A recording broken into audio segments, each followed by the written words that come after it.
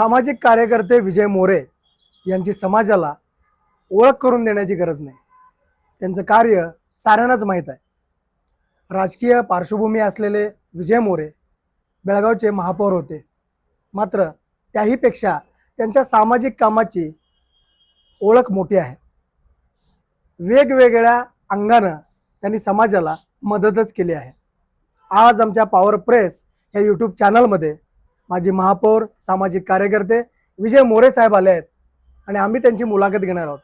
मुलाखत त्यांच्या कार्यात आम्हीही अनेकदा सहभागी आहोत, त्यामुळे ही बातचीत एक हितगुज ठरणार आहे. विजय मोरे एक सामाजिक कार्यकर्ते म्हणून कसे घडले, त्यांचा नेमका प्रवास कसा आहे आणि ह्या प्रत्येक कामामध्ये एक नियोजन करत त्यांची वाटचाल कशी झाली, हेच आपण साहेबांकडून जाणून घेणार आहोत. सर नमस्कार. नमस्कार. आमच्या चॅनलला तुम्ही भेट दिली आणि तुमच्याशी बोलण्याची, तुमच्याशी हितगुज साधण्याची एक संधी दिली. मोरे साहेब, तुमच्याबद्दल समाजाला बरीच काही माहिती आहे.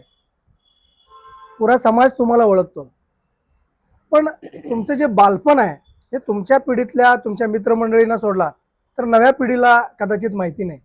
तर त्यांच्यासाठी, आमच्या दर्शकांसाठी बालपणातले विजय मोरे थोडेसे जाणून घ्यायला आम्हाला आवडेल. सर नमस्कार. पॉवर प्रेसचं मी मनापासून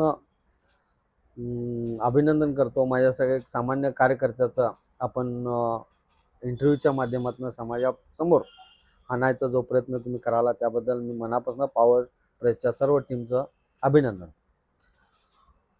प्रसादने आत्ताच म्हटले की बालपण हे म्हणजे एकदम जबरदस्त असते. बालपण प्रत्येकाला अजूनही वाटतं की बाबा त्या बालपणीच्या सारखं आपण राहावं, पण शक्य नाही. बरोबर. माझं बालपण महाद्वार रोड येथे झालं. महाद्वार रोडला मी एका नारायणराव नाईक चाळीमध्ये राहत होतो. एकाच खोलीमध्ये मी, माझी आई, 3 बहिणी, वडील राहत असताना तिकडचे जे अनुभव आणि तिथले जे आनंदाचे क्षण इतके भरपूर आहेत, सांगण्यासारखं भरपूर आहे. आणि लहानपणी मी मॅट्रिकलाच असताना माझे वडील एक्सपायर झाले 1984ला. तुमचे वडील शिक्षक होते? हां, माझे वडील शिक्षक होते. 12 नंबर शाळेमध्ये होते. आणि 12 नंबर शाळेमध्ये शिक्षकांचा मुलगा म्हटलं तर सगळे बाकीचे विद्यार्थी माझ्यावरती भरपूर प्रेम करायचे. टीचर्स सगळे प्रेम करायचे. बरोबर. आणि 84ला वडील वारल्यानंतर परिस्थिती वाईट होती. मॅट्रिक कसं बसं 9वी कसं बसं म्हणजे मॅट्रिक कसं बसं पास झालो. पास झाल्यानंतर 7वी पास झालो. 7वीमध्ये असताना मग पुढचं शिक्षण घ्यायचं होतं. शिक्षण घेत असताना त्यावेळेला भरतेश शाळेचे आनंद लाड सर असून देत, परांजपे सर असून देत, दिवटे सर असून देत, ही सगळी मंडळी आमच्या घरी आले आणि आमच्या आईचं सांत्वन करून पुढच्या तुमच्या मुलांचं शिक्षणाची देखभाल आम्ही करतो असं सांगितल्यानंतर आम्हाला पण आनंद झाला आणि भरतेसला जॉईन झालं. आणि पण बालपण मध्ये त्या काळामध्ये मी बेळगाव शहराचा चांगला क्रिकेटपटू होतो. आणि ते क्रिकेट मला म्हणजे पायात चप्पल नसताना सरदार ग्राउंडवरती माझ्या समोर बॉल जर आला तर बेळगावातला कुठलाही बॅट्समन दुसरं धाव काढू शकत नव्हता. पण पॅरलल थ्रो मारायचा मी. त्यामुळे त्या क्रिकेटच्या माध्यमातूनही सुद्धा फार मोठं नाव मी कमवलं. आणि मला ज्युनियर शिवाजी पार्क, गोगो ह्या टीममध्ये चढावड लागायची की माझ्या टीममध्ये खेळ, तुझ्या टीममध्ये खेळ. मग त्यावेळेला मारामाऱ्या व्हायच्या. विजय मोरेला आमच्या टीममध्ये, माझ्या घरावरती दगड सुद्धा मारले आमच्या टीममध्ये न खेळल्यामुळे. तर त्या सरदार ग्राउंड असो, शिवाजी उद्यान असो, संभाजी उद्यान असो, त्या संभाजी उद्यानमध्ये बालपणची एक स्टोरी तुम्हाला सांगतो मी. शिवाजी जाधव म्हणून एक बेस्ट क्रिकेटपटू कंगराळ गल्लीचा, तो रणजी पण खेळलाय. रणजी सुद्धा खेळले त्यांनी. आणि राजू वन्ने म्हणून होते, रमेश गोधवानी, ही सगळी दिग्गज त्यावेळेचे क्रिकेट प्लेयर. आणि त्या ग्राउंडमध्ये मी थांबलो होतो, असं हाफ पॅन्ट घालून थांबलो होतो, मॅच बघत होतो. आणि त्या KGBच्या टीमला एक प्लेअर कमी आला नव्हता. मग 1 ओव्हर झाले, 2 ओव्हर झाले. 3ऱ्या ओव्हरला मग शिवाजी जाधव माझ्याकडे आले. अरे तुला क्रिकेट खेळायला येते का म्हटलं. मग येते म्हटलं. मग योगायोग मला समोर तिथं फिल्डिंग करायला चान्स मिळाला आणि त्या मॅचमध्ये मी 6 कॅचेस पकडलो. अरे वा.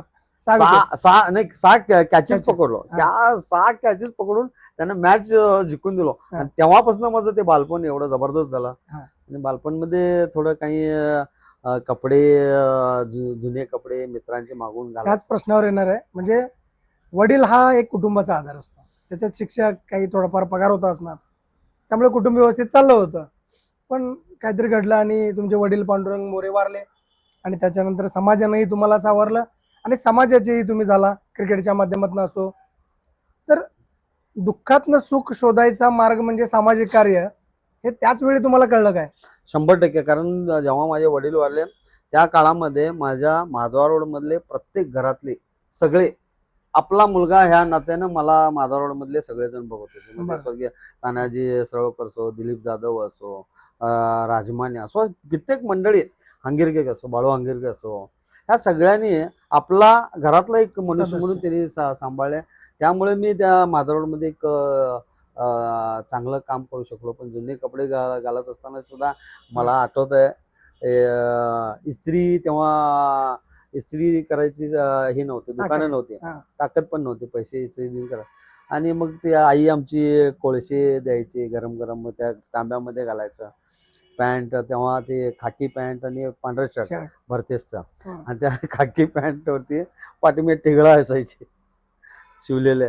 आणि ते रात्री त्याच्यावरती इस्त्री करून रात्री झोपताना हांतरून खाली ते कपडे ठेवायचे आणि ते सकाळी उठून मग इस्त्री. म्हणजे आज जो कडक इस्त्रीचा सुती खादी शर्ट तुम्ही घालता, पण त्याची पार्श्वभूमी ही अशी होती. माझा मूळ उद्देशच तो आहे की विजय मोरे पूर्णपणे समाजाला कळावे. तर सर, तुम्ही एकीकडे क्रिकेट प्लेअर म्हणून नावारूपाला येत होता, त्याच वेळेला ज्युनियर शिवाजी पार्क युवक मंडळ जे तुम्ही म्हटला, तर त्या मंडळाचं तर बेळगावात म्हणजे आदर्श होत असं काय? आदर्श. आणि त्याचा तुम्ही भाग झाला, तर तो प्रवास नेमका काय? ज्युनियर शिवाजी पार्क काढण्याच्या पाठीमागे फार मोठं आमच्या त्यावेळेचे स्वर्गीय दिलीप जाधव, आता सुनील बाळेकुंद्री, संजय वालावरकर, राजू पाटील, अशी फार आमची टीम फार मोठी होती. सुरुवातीला काय व्हायचं, 30-35 वर्षा 40 वर्षा पाठीमागे माधवा रोड म्हटलं की नाही, माधवा रोडमध्ये कोण येत नव्हते, घाबरत होते. इव्हन त्यावेळेला माधवा रोडला रिक्षा सुद्धा येत नव्हती संध्याकाळी 6च्या नंतर. मग हे कुठंतरी चेंज झालं पाहिजे म्हणून ह्या उद्देश घेऊन स्वर्गीय दिलीप जाधव आणि आम्ही सगळे बसून युवक मंडळ स्थापन केलं 1983ला. आणि ते युवक मंडळ स्थापन करून आणि त्या युवक मंडळाच्या माध्यमातून आम्ही सामाजिक काम चालू केलं. समाजामध्ये जे काही काम करतात त्याच्यापेक्षा वेगळं पण काहीतरी करायचं. मग अनाथ आश्रमामधल्या मुलांना ट्रिपला घेऊन जायचं, कुठल्या वृद्धाश्रमामध्ये जाऊन भेट द्यायचं, आणि असे वेगवेगळे गरीब विद्यार्थी असतात त्यांना काहीतरी मदत करायचं, आणि फीज भरायचे, ट्रिप्स काढायचे. अशा हा सगळ्या ह्याच्यामधनं बघता बघता ज्युनियर शिवाजी पार्क म्हणजे बेळगावातलं नामवंत युवक मंडळ झालं. आणि प्रत्येक कार्यामध्ये ज्युनियर शिवाजी पार्क युवक मंडळाला आमंत्रण द्यायचं, आमच्याकडे या, पारायण असो, कुठलाही सण असो, त्या सगळ्या सणामध्ये ज्युनियर शिवाजी पार्कच्या माध्यमातून आम्ही काम करतो, सहभागी व्हायचा. तुमच्या जीवनातला सामाजिक कार्यक्रमाला पहिला उपक्रम म्हणजे बेवारस मृतदेहांवर अंत्यसंस्कार. म्हणजे इतर अनेक उपक्रम तुम्ही करत होता, पण समाजाभिमुख उपक्रम नाही. रोज उठून मला सकाळी पेपर वाचायची सवय होती. पेपर वाचण्यासाठी तिथं एक कॉर्नरला एक हॉटेल होतं, त्या पाई हॉटेल म्हणून. त्या पाई हॉटेलमध्ये जायचा, एक चहा घेणार, आम्ही 5 जण बसणार आणि ते चहा पेपर वाचणार. आणि त्या पेपरमध्ये एक बातमी आली होती की असं असं तरुण भारत, आणि तेव्हा तरुण भारत भरपूर प्रस्त होता, आणि त्या तरुण भारतमध्ये एक बातमी आली होती की असं असं 4 दिवसापासून मृतदेहाचं सांभाळ करत असलेली एकटी बाई आणि 3 लहान लहान मुलं त्या पोस्टमॉर्टम समोर बसले होते. आणि तो फोटो होता, आणि तो वाचल्यानंतर मला भरपूर वाईट वाटलं. मग मी दिलीप जाधवच्या घराकडे गेला, जाऊन नाही की नाही सगळेजण जमा झालो आम्ही. म्हटलं आम्ही हे करूया म्हटलं, आणि सरळ सिव्हिल हॉस्पिटल आलो. तिथं ओबलेश लाके म्हणून एकटा कर्मचारी होता, तो आता परवाच वारला, आणि त्याला त्यांची भाषा येत होती. ती बाई हैदराबादवरून आली होती, आणि त्या हैदराबादवरून आलेल्या असताना त्या कॉन्ट्रॅक्टरनं त्याच्या नवऱ्याला हार्ट अटॅक आला म्हणून बसस्टँडवरतीच सोडून गेला. आणि ते पाप बिचारे, मग ते मार्केट पोलिसांचे पोलीस आणि ते सगळे त्या डेड बॉडीज घेऊन पोस्टमॉर्टम रूममध्ये घातल्या. हा. आणि ते पुढं करणार काय, मग ती वाट बघत बसली होती. मग त्यावेळेला त्या बाईला आम्ही जाऊन भेटून ओबलेश लाखेच्या माध्यमातून त्यांच्या भाषेतनं तिचं सगळं चौकशी करून त्यावेळेला आम्ही 3,500 रुपये जमा केले होते. अरे वा. 3,500 रुपये जमा करून त्यावेळेला 500 रुपये त्या अंतिम क्रिया करायला खर्च आला. आणि 3,000 रुपये घेऊन तिच्या हातात देऊन ते पेपर्स कटिंग, पोलीसचं FRI या सगळ्या गोष्टी तिला मिळवून फाईल देऊन करून. बस स्टँड मध्ये आम्ही तिला सोडायला युवक मंडळाचे कमीत कमी 15 ते 20 जण गेलो होतो. अरे वा. मग तिला बसमध्ये बसून त्या पोरांना पाठवून दिला. आणि तेव्हापासून ते जे काय बेवार्स म्हणायचं नाही त्यांना, कारण ते आमचे कुठेतरी नातेवाईक आहेत. म्हणून देवाने मला तो अधिकार दिला आणि माझ्या सर्व मित्रमंडळांना. तुम्ही सुद्धा त्या कामामध्ये सहभागी झालेला आहात. आजपर्यंत मी 1,549 स्कोर म्हणता येत नाही तेवढे पाहुणे माझे गेलेले आहे. आणि त्यांना व्यवस्थित त्यांना अंतिम क्रिया करण्यासाठी माझी टीम आहे. त्या निसारच्या माध्यमातून, शंकर कोलकारच्या माध्यमातून स्मशानमध्ये, दीपकच्या माध्यमातून पोस्टमॉर्टम मध्ये, अशा ह्या सगळ्या टीमच्या माध्यमातून आम्ही करत असतो. तुम्ही ह्या तुमच्या नातेवाईकांना जेव्हा अंत्यविधी करता त्यावेळेला मी बऱ्याचदा सहभागी झालोय एक पत्रकार म्हणून. त्यावेळेला तुमची नियोजनबद्धता, म्हणजे आता तुम्ही सांगितलं की ती परगावातली महिला होती, तिची भरपूर मुलं होती, तिला पाठवायचं होतं. त्यावेळेला तिचा एकंदर खर्च लागणारा बघून तुम्ही पैसे जमवायला लागला, 3,000-3,500 रुपये जमवले. आता इथल्याच परिसरातलं कुठं पाठवायचं नाही किंवा अशा पद्धतीचं असेल तर सदाशिवनगर स्मशानभूमीमध्ये तुम्ही अंत्यविधी करताना मी बघितलं. होय. तर त्यासाठी लागणारा खर्च जमवायचा, नेमके तेवढेच पैसे काढायचे. आणि ते नेमकं गणित म्हणजे 90च्या दशकात, नंतर 2000, 2010, आता 25 आलंय, 26. तर कसं नियोजन झालंय? नियोजन घडत जात आहे. आम्ही त्याच्यासाठी म्हणून पैसा जमा केलेला नाही. आजही कोणाचा जरी पोलीस डिपार्टमेंटचा कोणाचा जरी फोन आला तर माझ्यासमोर कोण मित्र असेल त्याला मी विनंती करतो, अरे असं असं एक काम आहे, वेळ आहे का तुला? मग तो म्हणते साहेब वेळ आहे, चला जाऊया. मग तो तिथं आल्यानंतर त्याला मी सांगतो की बाबा त्याला एक 500 दे, त्याला एक 500 दे, त्याला एक 500 दे, असं करून हे सगळं नियोजन होतं. मी सगळ्यात महत्त्वाचं ते हे बेवारस अंतिम क्रिया करत असताना, ते आमच्या पाहुण्यांचं अंतिम क्रिया करत असताना एक दिवस भर दुपारी एकटाच होतो मी आणि एकटा आणि स्मशानचे कर्मचारी 4 जण आम्ही ते अंतिम क्रिया करत होतो. आणि त्यावेळेला एक रामदेवकडे एक चहा गाडावाला आहे, तो कुणाचं तर त्यांचे पाहुणे वारले होते आणि तो तिथं अंतिम क्रिया करायला आला होता. आणि तो बघितला आणि त्या दिवसापासून तो दररोज 10 रुपये आपल्या काढून ठेवत होता. आणि मग एक दिवस तो स्मशानमध्ये जाऊन माझा फोन नंबर घेऊन मला फोन केला आणि साहेब तुम्हाला भेटायचं आहे म्हटलं. मग कोण? असं असं मी चहा गाडा चालवतो आणि तुम्ही आमच्या घरी आलं पाहिजे म्हटलं. आणि बघतो तर त्याचा मुलगा आजारी होता आणि त्या आजारी मुलाच्या बाजूला एक बॉक्स होतं, त्याच्यामध्ये 10-10 रुपये गोळा करायचा. आणि संध्याकाळी 7 वाजता मी त्याच्या घरी गेलो. मला एवढा आनंद झाला, ते पैसे असे सगळे गोळा करून माझ्या हातात दिला. जवळपास 8,000 रुपये त्यानं मला पैसे दिला. अरे बाप, म्हणजे 800 दिवस रोज पैसे जमा करत होता. रोज 10 रुपये. रोज 10 रुपये. आणि त्यानं सांगितलं की साहेब तुम्ही स्मशानमध्ये जे काही सेवा करत होता ते मी बघितलं, मला फार आवडलं आणि तुमचा फक्त आशीर्वाद माझ्या मुलाला द्या म्हटलं. मी काय फार मोठा देव नाही काय नाही, पण त्याच्या घरी बसल्यामुळे चहा पिल्यामुळे त्याला त्याच्या परिवाराला आनंद झाला. ते आनंदाने मी 8,000 रुपये घेतलो आणि ते 8,000 रुपये परत आणि ह्या कामाला वेगवेगळ्या कामाला लागतात. हे जर सगळं काम बघितलं तर बऱ्याचदा असं वाटतं की आता तुम्ही राजकीय क्षेत्रातही होता, पोटनिवडणुकीत नगरसेवक झाला, महापौर झाला, हे सगळ्या गोष्टी असल्यामुळे लोकांना वाटत असेल कदाचित की इतके पैसे खर्च करतात, पण हे पैसे जमवण्याचं नियोजन करून समाजाचा पैसा समाजासाठी खर्च करत करत तुमची वाटचाल सुरू आहे. खरं तर तुमची सुरुवात जी झाली ती HIV बाधितांचं पण काम तुम्ही त्या सुरुवातीच्या काळात, कारण तो काळच असा होता की एखाद्याला HIV झाली तर सध्या कसं क्वारंटाईन केलं जातं, कोरोनाच्या काळात जसं क्वारंटाईन केलं जात होतं किंवा वाळीत टाकलं गेल्यासारखी परिस्थिती त्या भागात कोणी जाऊ नये, तशी ती परिस्थिती होती. HIV बाधित लोकांच्या म्हणजे त्यांच्या घरचे तर सोडा, गावचे सोडा, गल्लीत कुणीच त्याला किंमत देत नव्हते. शिवाय त्या रोगाबद्दल असंख्य गैरसमज होते, त्याला एक वेगळी किनार होती. कसं केलं ते काम तुम्ही? नाही, त्यावेळेला तुम्हाला सांगतो ज्युनियर शिवाजी पार्कच्या माध्यमातून आम्ही काम करत असताना आम्हाला एक चांगला मित्र भेटला, तो म्हणजे विजय पाटील. आणि विजय पाटील तो पण शून्यातून फार मोठं विश्व निर्माण केलं बेळगाव शहरामध्ये. आणि तो ज्युनियर शिवाजी पार्कचा मेंबर झाला आणि त्या माध्यमातून आम्ही काम करत होतो. आणि त्याच्याकडे मी कामाला पण होतो, विजय पाटलांच्याकडे कामाला पण होतो. आणि ते काम करत असताना ते विजय पाटलांच्या डोक्यामध्ये वेगवेगळे विचार यायचे. आणि त्यांनी आणि आम्ही सामाजिक काम करत असल्यामुळे आपण HIV बाधित लोकांना मदत करूया. मग दर महिन्याला कमीत कमी त्यावेळेला जवळपास 92-93 त्यावेळेला 20-25 हजार रुपये विजय पाटील माझ्याकडे द्यायचे. आणि ह्या सगळ्या HIV रुग्णांना मदत करायची.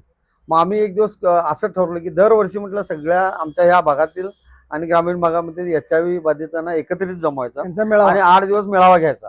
मग पहिल्या वर्षी फक्त 7 का 8 जण आले, बरोबर 7 का 8 जण. मग दुसऱ्या वर्षी 25 जण झाले, तिसऱ्या वर्षी 100-200 आले. आणि का आले? आम्ही त्यांच्याबरोबर बसून जेवत होतो, गप्पा गोष्टी करत होतो, वेगवेगळे मार्गदर्शन करत होतो, वेगवेगळे डॉक्टर्सना बोलून त्यांना मार्गदर्शन करणार. आणि संध्याकाळी त्यांच्यातच झोपणार आम्ही, विजय पाटील मी त्यांच्या ताटात जेवत होतो. थोडी भीती दूर व्हायला लागली. आणि ते करत असताना तुम्हाला सांगतो, एकदा इतका अनुभव आला मला. एक मुलगा, एक म्हणजे जवळपास एक 25-30च्या गटातला, तो एका कोपऱ्यात एकदम नरम असा बसला होता. त्याला भीती काय, तो माझ्या गल्लीमध्ये राहत होता. तुम्हाला कळलं? आता मला कळलं म्हटल्यावर मी नगरसेवक होतो तेव्हा, त्याच्यानंतर नाही नगरसेवक नव्हतो, अध्यक्ष होतो याचा मंडळाचा. तर त्यात गल्लीत सगळ्यांना संबंधणार म्हणून त्या टेन्शनमध्ये तो होता. मग त्याला विचारलो मी, काय झालं रे, असं काय टेन्शनमध्ये आहे? नाही राहून दे घ्या साहेब, राहून दे घ्या साहेब, असं तसं म्हणलं. मग मला वाटलं काहीतरी असणार. मग असं तसं करून त्याला काउन्सिलिंग करून त्याच्या मनातले विषय काढला. नाही साहेब, गल्लीत कोणाला सांगू नका, तुमच्या पाया पडतो. अरे म्हटलं, कशाला टेन्शन घेत होतो? मला एकट्यालाच म्हणजे कोणाला समजत नाही, तू अजिबात टेन्शन घेऊन बोल.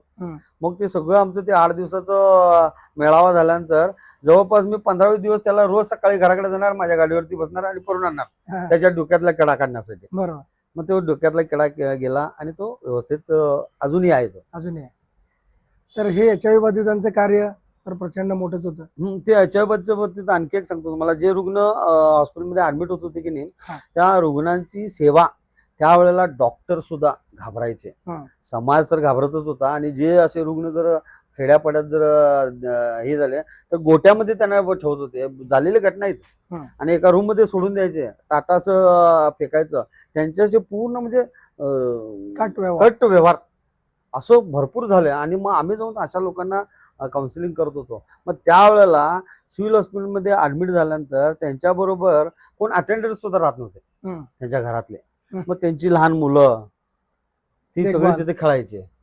मग ते नवऱ्याला HIV झालं असं, तिची बायको तिथे कॉटकडे बसायची, लहान पोरांना तिथे घेऊन खेळायचं.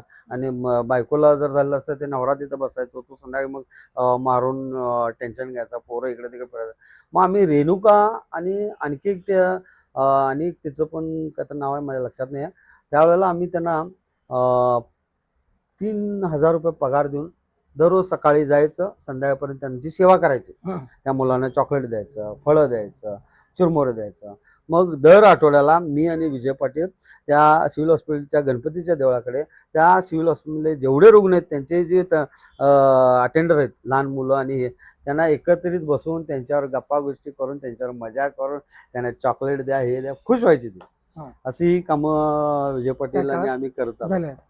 त्याच विजय पाटलांच्या प्रमुख पुढाकारातून आणि तुमच्या सहकार्यातून जो शांताई वृद्धाश्रम आज आपण बघतोय, 1997ला तुम्ही स्थापन केला आणि आज एक वेगळंच झालेलं आहे.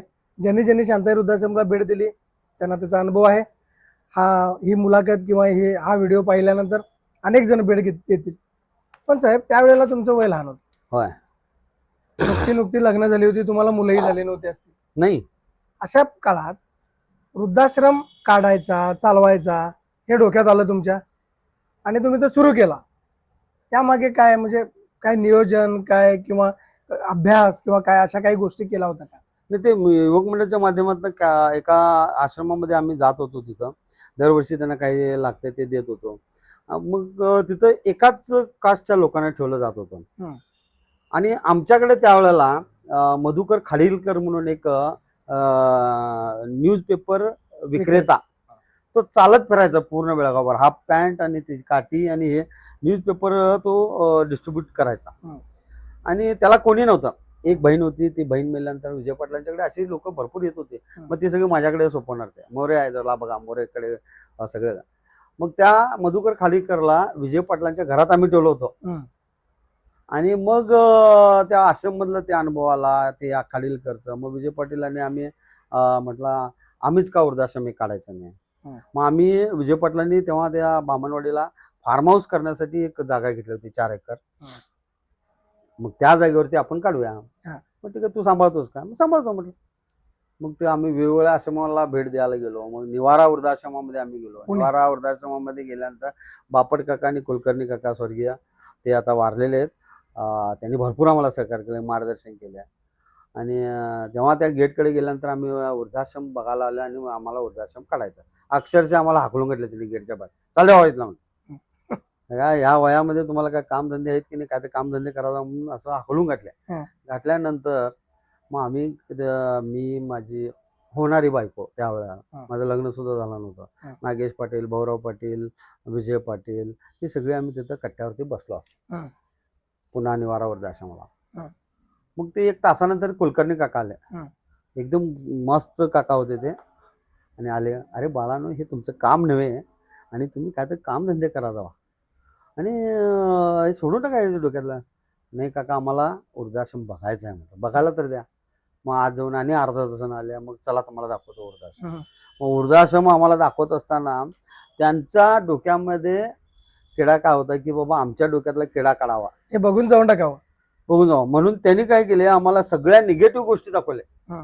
एक आजी कुठं भांडण काढत ती मारायला लागले, एक आजी संडासमध्ये पडले, एक आजी तिथं ते संडास केलेल्यामध्ये खेळायला लागले. ह्या सगळ्या गोष्टी आम्हाला दाखवल्या. म्हणजे ते बघून आम्ही कंटाळून सोडायचं. मग मी हातात डायरी घेऊन लिहित बसलो होतो.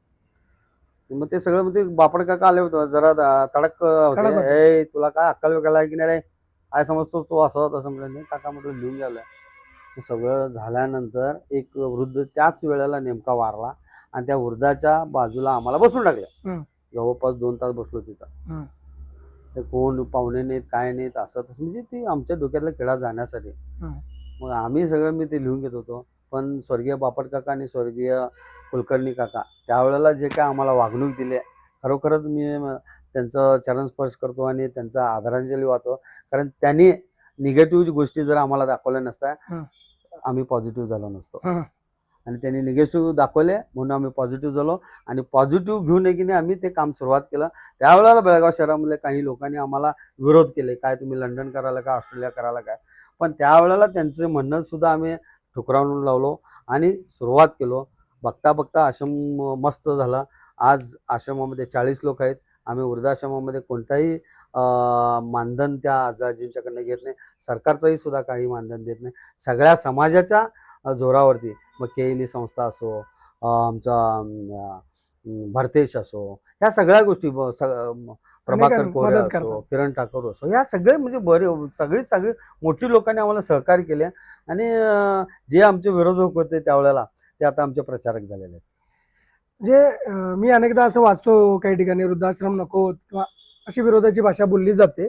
पण त्यांच्या संकल्पनेतला वृद्धाश्रम वेगळा असतो. तो जे नको म्हणतात म्हणजे आई वडीलची देखभाल न करणारी जी मुलं बाळं आहेत त्यांनी आश्रमात नेऊन ठेवणं, लॉजिंग सारखा आश्रम तो खरंच नको आहे. आम्हालाही नको आहे. आम्ही तसा आश्रम चालवतच नाही. पण तुम्ही जो आश्रम चालवताय शांताई वृद्धाश्रम, तो वृद्धाश्रम म्हणजे ज्यांना कोणी नाही, विशेषतः मुलगा नाही. आणि हे खरोखर आदर्श काम आहे. म्हणूनच ते सगळ्या समाजाला मान्य झालं. समाजाने मान्य करून आम्हाला 27 वर्ष झाले. आता आम्ही 27 वर्षामध्ये जवळपास 300 वृद्धांना आम्ही हे केलं, सहकार्य केलं. कारण एकदा वृद्ध आला आमच्या टिल डेथ पर्यंत आमच्याकडे होतोय. ज्याला मुलगा असेल त्याला आम्ही घेत नाही, ज्याच्या पेन्शन असेल सरकारी पेन्शन त्याला घेत नाही, आणि ज्याच्याकडे प्रॉपर्टी आहे घेत नाही. भरपूर लोक येतात आमच्याकडे, 50,000 घ्या मोरे साहेब, 1,00,000 रुपये घ्या, नाही घेत आम्ही. म्हणून आमचा आश्रम एक वेगळं आश्रम नाही, ते राजवाडा आहे, रिसॉर्ट झालं. एका रिसॉर्टमध्ये गेला असं की तुम्हाला वाटेल. मी तुम्हाला मुद्दाम सगळ्या पॉवर प्रेसच्या माध्यमातून दर्शकांना विनंती करतो, कधी ना कधी तरी तुम्ही एकदा भेट द्या. बहुतेक करून सगळ्यांनी भेट दिलेल्या आहेत. जे भेट दिले नाही त्यांनी भेट द्यावा. आणि सगळ्यात महत्त्वाचं, आमच्या आश्रमामध्ये नर्सिंग केअर करण्यासाठी कोणी नाही. माझी स्वतःची बायको नर्सिंग केअर घेते. तिचं फार मोठं काम आहे. माझं काय गावभर सगळं फिरून सगळं जे काय आश्रमाला लागतंय, काय लागतंय, मी पण करतो तो. कारण आश्रम चालवणं म्हणजे फार मोठं काम आहे. वृद्धांना सांभाळायचं, सगळे वेगवेगळे विचारायचे असतात. कधी भांडतात, कधी शिव्या देतात, आम्हाला शिव्या देतात कधी कधी. मग हे सगळं करत असताना जेव्हा बेड रिडन होतात त्यावेळेला मात्र माझ्या मिसेसचं आणि शिंदे आईचं, आणखी एक 2-3 आजी आहेत, त्या सगळ्यांचं किती कौतुक करायचं तितकं कमी आहे. बेड रिडन मी तुम्हाला सांगतो, हे वाटेल तुम्हाला, केळस वाटेल. एक आजोबा होता आणि त्या आजोबा बेड रिडन झाला. बेड रिडन झाल्यानंतर त्याच्या डोक्यावर परिणाम झाला. डोक्यावर परिणाम झाल्यानंतर तो काय करायचा, संडास करायचा आणि त्याच्यात हात खेळायचा आणि इतर लोकांना लावायचा, लहान मुलांचं. मग त्याला सांभाळायचं काम माझ्या बायकोने केले. कित्येक रुग्णांना मदत करत असते. आणि गेल्या 5 वर्षामध्ये 6 वर्षामध्ये आम्ही पहिला शनिवार रविवारी जात होतो आश्रममध्ये.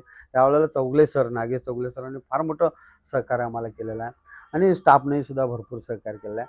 आणि 6 वर्षामध्ये कोविडचं चालू झाला. कोविडमुळे की नाही, मला पहिला कोविड होईल म्हणून बायकोला मी म्हटलं की आम्ही वृद्धाश्रमामध्ये जाऊन राहूया.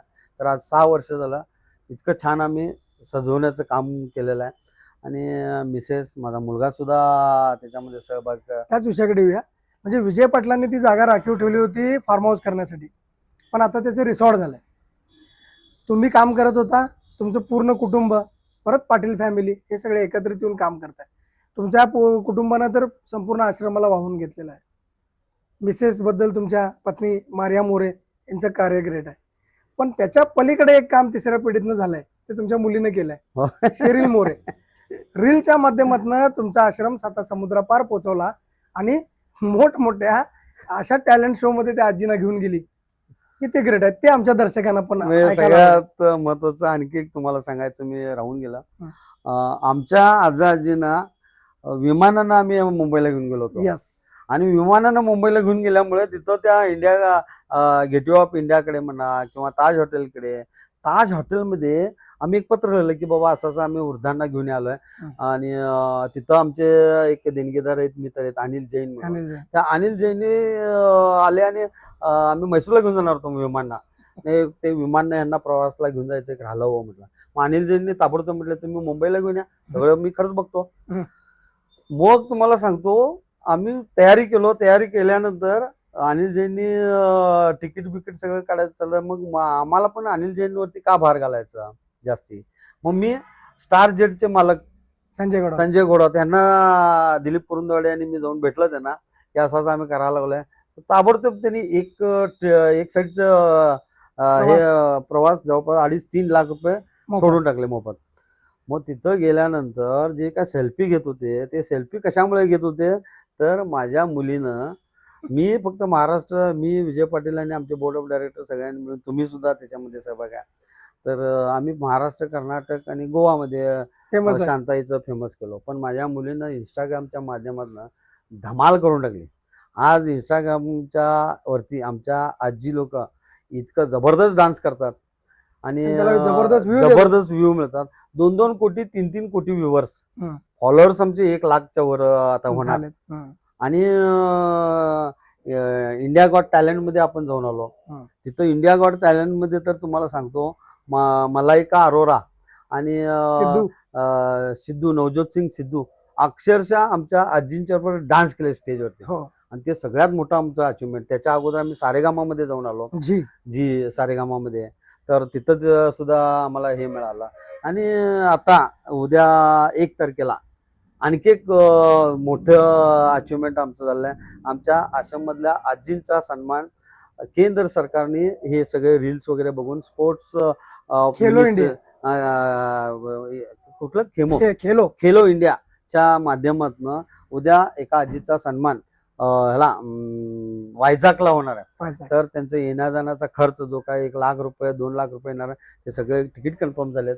आणि उद्या मुलगी, मुलगा आणि आजी वायझाकला जाणार. आणि व्ह्युअर्स तर भरपूर व्हायला लागलेत आता तुमच्यामुळे सुद्धा, आणि व्ह्युअर्स वाढणार प्रचंड. आणि मुलीचं सुद्धा आता पूर्ण वेळ ह्या शांताईच्या माध्यमामध्ये अकाउंटिंग असो, इंस्टाग्राम असो, याच्यामध्ये वेळ घालवला.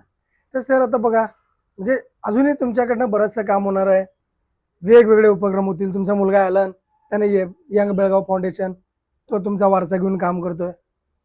हे सगळंच चालत असताना आता आम्ही जो एक प्रवास बघितला, ज्या प्रवासाच्या एका टप्प्यावर तुम्ही आहात, अजूनही मोठा टप्पा पार करायचा आहे, बरंचसं काम आहे. पण सामाजिक क्षेत्रामध्ये काम करण्यासाठी पुढे येणाऱ्या अनेकांसाठी काय सल्ला द्याल साहेब? नाही, डेडिकेशन कुठल्याही, मग सामाजिकच असं नाही, कुठल्याही कामामध्ये डेडिकेशन जर तुम्ही मनापासून जर काम केला, त्याच्यात 100% यश 100% आहे. आणि त्याचं ज्वलंत उदाहरण म्हणजे विजय मोरे. 1983ला मी हाफ पॅन्ट घालून एक गुंड होऊन गेलो असतो, मला वाटतं मी मरून सुद्धा गेलो असतो. पण एक वेगळं ध्येय घेऊन आम्ही समाजाचं साठी जर काम केलं तर समाज फार मोठा आहे. समाज आम्हाला असं उचलून धरतंय. म्हणून मी बेळगाव शहराचा महापौर झालो, म्हणून नगरसेवक झालो आणि पूर्ण जगभर प्रसिद्ध झालो. ते महापौराचा एक प्रसंग घडला, तो चांगल्यासाठी घडला, तो बेळगाव शहराच्या विकासासाठी घडला असं मला वाटतंय. कारण मी ती पॉझिटिव्ह आहे. वर्षभर राहून जर महापौर मध्ये काम करू शकलो नव्हतो, पण एका घटनेमुळे संपूर्ण बेळगाव सेकंड कॅपिटल सिटी व्हायला त्यावेळेला जबाबदार मी आहे विजय मोरे. आणि सुवर्णसौध व्हायला विजय मोरे आहे जबाबदार आहे. म्हणजे पॉझिटिव्ह विचार करत जावा.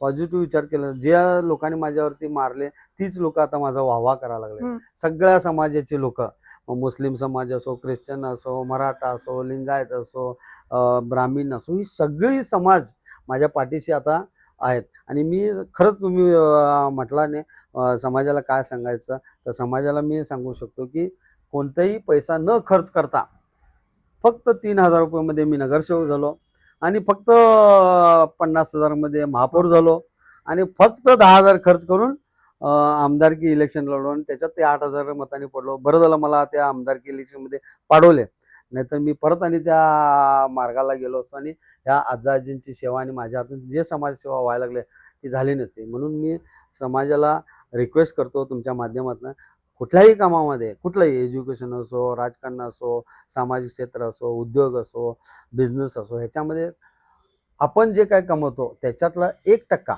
मी मुद्दाम म्हणून सांगतो, मुस्लिम समाजाचं कौतुक करतो. त्यांनी जे काय फायदा होतात त्याच्यातले थोडे पैसे बाजूला ठेवतात आणि ते पैसे सगळ्या समाजासाठी, आपल्या समाजाचं नाही, सगळ्या समाजासाठी खर्च करतात. तशा पद्धतीनं आम्ही, तुम्ही सगळेजण त्यांचं हे घेऊन की नाही डेडिकेशन काम केलं तर समाजामध्ये कधीही काही अडचण येणार नाही. धन्यवाद विजय मोरे साहेब. हा व्हिडिओ बघितला असाल तर विजय मोरे साहेबांच्या प्रेरणादायी म्हणजेच मोटिवेशनल प्रवासाची, तितक्याच संघर्षमय, तितक्याच आव्हानात्मक साऱ्या वाटचालीची तुम्हाला माहिती मिळाली असेल तर हा व्हिडिओ लाईक करा, शेअर करा आणि आमचं चॅनल सबस्क्राईब करायला विसरू नका. विजय मोरेंसारखंच असं काम करणारे आणखी कोणी तुमच्या नजरेत असतील तर त्यांचं नाव कॉमेंटमध्ये लिहायला विसरू नका. पॉवर प्रेस त्यांच्या कामाची नक्कीच दखल घेईल. धन्यवाद.